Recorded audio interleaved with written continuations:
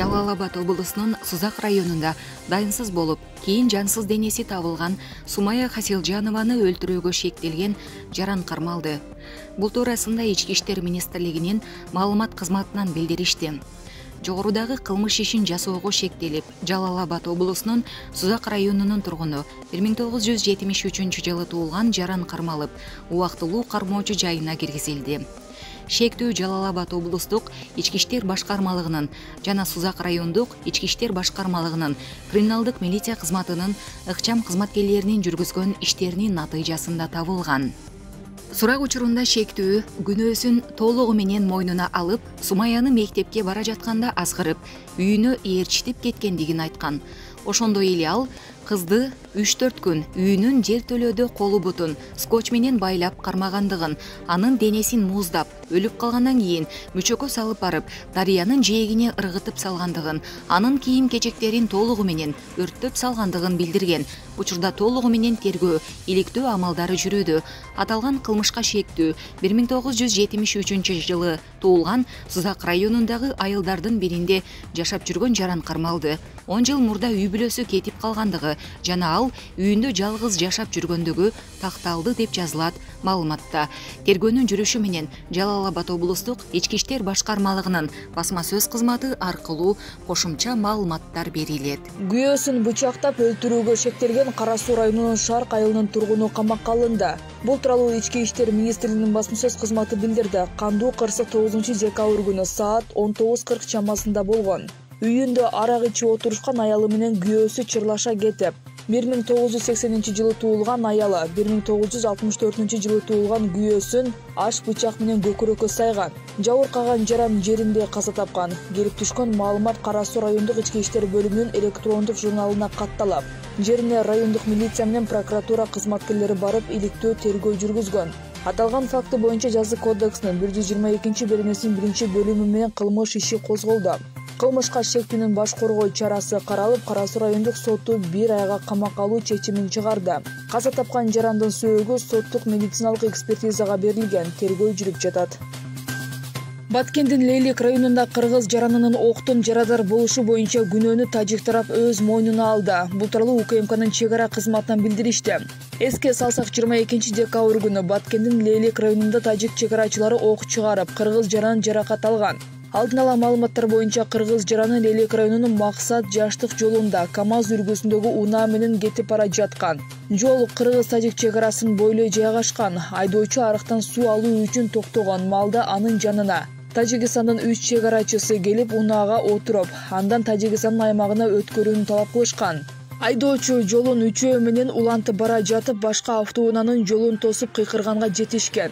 Чек арачылар КАМАЗдан түшүп, айдоочу андан ары жолун улап кеткен. Бирок тажик чек арачылары автоунааны 3 ирет атышкан. Мындан улам 2 өлкө чек ара кызматынын өкүлдөрү жолугушуп сүйлөшүштү. Тажик тарапка окуянын хронологиясы көрсөтүлдү. Коңшу өлкө чек ара кызматынын аймактык жетекчилиги өз кызматкерлеринин мыйзамсыз аракеттерин моюнга алды.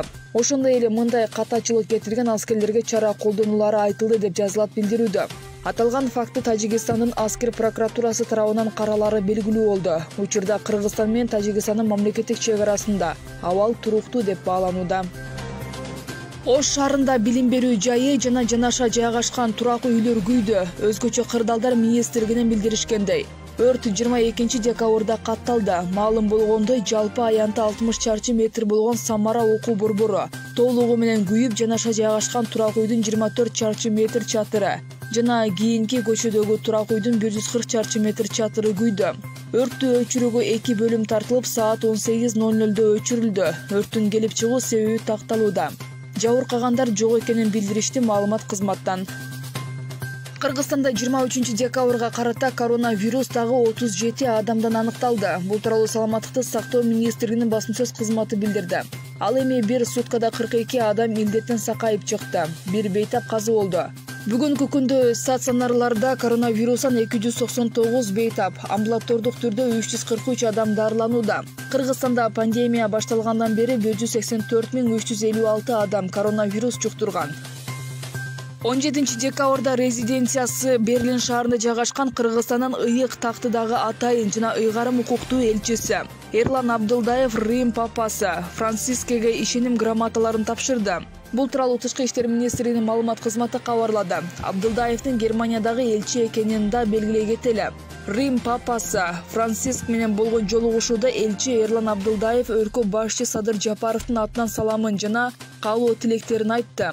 Өзүнүн кайрылуусунда Рим папасы Франциск эки өлкөнүн ортосундагы кызматташтыктын мындан аркы өнүгүшүнө тилектеш экенин билдирип, ошондой эле Кыргызстандын элине тынчтык жана өнүгүүнү каалады деп жазылган маалыматта.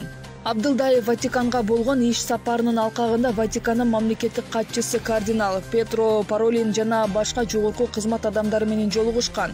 Абдылдаев аларга өлкөдө болуп жаткан саясий жана экономикалык реформалардын негизги багыттары тууралуу маалымат берген. Кыргызстан менен Ватикандын ортосундагы түрдүү тармактарда эки тараптуу кызматташууну мындан ары өнүктүрүү маселелери талкууланды деп айтылат маалыматта. Мындан сырткары 2022 жылы эки өлкөнүн дипломатиялык мамилелеринин 30 жылдыгын чогуу белгилөө тууралуу кеп кылышкан. Жогорку кеңештин депутаттарын каттоо токтотулду. Мындай чечим Борбордук шайлоо комиссиясынын 22 декабрдагы жыйынында кабыл алынды. Сотто бир нече арыздар каралып жатат. Бирдиктүү округ боюнча дагы биз кабыл алган чечимге каршы 3 арыз бар. Ошондуктан жогорку кеңештин депутаттарын каттоону убактылуу токтотуп турабыз, деди БШКнын төрайымы Нуржан Шайлдабекова. Буга чейин Боршайком ушул күнү шайлоодон утуп келген талапкерлерди каттоону пландап жаткан. 23 декабрда аларга депутаттык мандат тапшырылып, 7-чакырылыштагы парламент алгачкы сессиясын өткөрүүрү кабарланган. 28 ноябрдагы парламенттик шайлоодо 5% босого чектен 6 партия өткөн. Жалал-Абад шаарынын өнүгүшүнө баа жеткис салым кошкон Мухтар Исакулов 1921 жылы Сузак районунда туулган. Эмгек жолунун башталышы комсомолдук кыймылды уюштуруу менен байланышкан. 1944 жылы комсомолдун Сузак райондук комитетинин биринчи катчысы болуп шайланган. Көп жылдары Араван облусу, башка облустарда иштеп, райондордо иштеп келген, Ош облусунан. Анан акырында мына 10 жыл Жалал-Абад шаарын исполком болгон. Эми биз азыркы учурда бул мэр болуп эсептелет, иштеп кеткен, аябай көп мындай салык кылган. Анын жетекчилиги менен азырда шаарга көрүк берип турган ири объектлер, имараттар курулуп, ага чейин чечилбей келген социалдык көйгөйлөр ошол жылдары чечилген. Мухтар Исакулов менен иштеген саналаштар эскерет. Жетекчилик Бишкекте Усубалиев башкага келсе, практически Жалал-Абад шаарынын күтө турган жери жок болгон. Анан дейт облуста Катакен деп койчулар, биринчи секретарь обкомунда. Катакен менен сүйлөштүк дейт. Мен шуну жай куйдурайын. Эми силер көзүңөрдү жумуп койгула. Куда каласа бир келди кеттиге жарай турган жер болот. Курорттун бир чекесинде мен резиденция курдурайын деп айттым дейт. Бүгүн Бекмамат Осмонов атындагы Жалал-Абад мамлекеттик университетинде коомдук жана мамлекеттик ишмер Мухтар Исакуловдун 100 жылдыгы белгиленди. Негизги иш-чараны биз ошол шаардык мэриясы менен Сузак райондук администрациясы биргеликте чогуу уюштуруп, анан бул багы архивден документтерин таптырып, яны баардык карап чыгып, ошол жыйынтыктардан бүгүн ошол конференциянын ошол үчүн багы кылган эмгегин, элине болгон ошол шаарга, районго болгон кызматтарын багы кылган иштерин тактап, анан алып бүгүн ошол конференция алып чыктык. Ошол биз эми бул багы ушул менен токтоп калбайт. Көп жылдык жана жан аябас эмгеги үчүн Мухтар Исакулов Ленин ордени, ардак белгиси ордендери менен сыйланган. СССРдин жогорку советинин 7-чакырылышынан Кыргыз СССРдин 3 жана 6 чакырылыштарынын 2 жолу Кыргыз СССРдин жогорку советинин депутаты болуп шайланган. 2008 жылы 21 январда 87 жашында дүйнөдөн кайткан. Айбек Исабеков, Аскар Маматисаков, Регион.